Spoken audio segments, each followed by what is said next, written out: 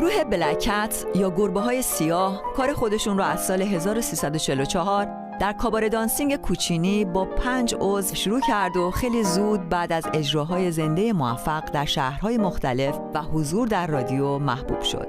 برنامه‌ای که می‌بینید کار بسیار جالبی است از تلویزیون ملی ایران که با خلاقیت فراوان و به سبک برنامه‌های موسیقی مشابه آمریکایی و اروپایی آن دوران تهیه شده.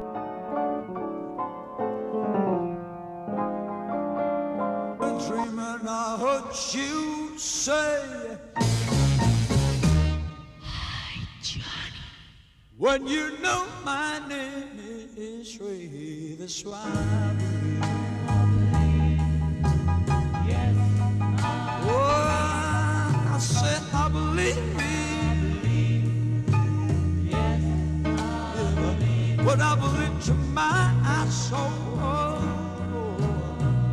Yeah, what you gonna try to make a fool of me?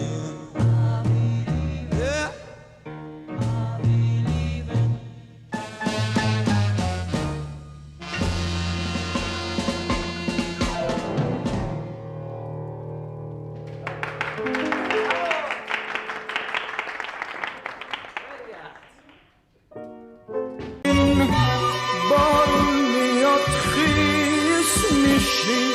برف میاد گل نمیشی میافتی تو حوض نقاشی خیس میشی گل نمیشی میافتی تو حوض نقاشی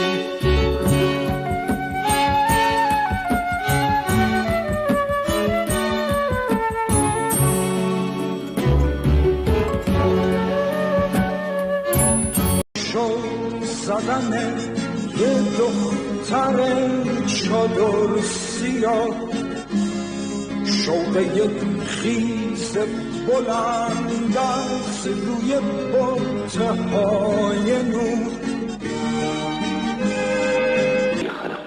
حالا پیام دار محمد حالا پیام دار محمد گفتی که یک دیار هرگز به ظلم و جور نمیماند بر پا و استوار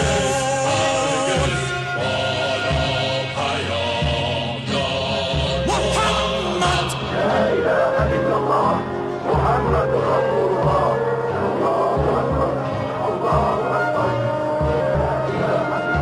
لااقل محمد به وعدش وفا کرد در رو به زور باز نکرد از قلب‌ها وارد میشه نزد دیوارها و این پیروزی جاودانه آنگاه تمثیلوار کشیدی عبای وحدت بر سر پا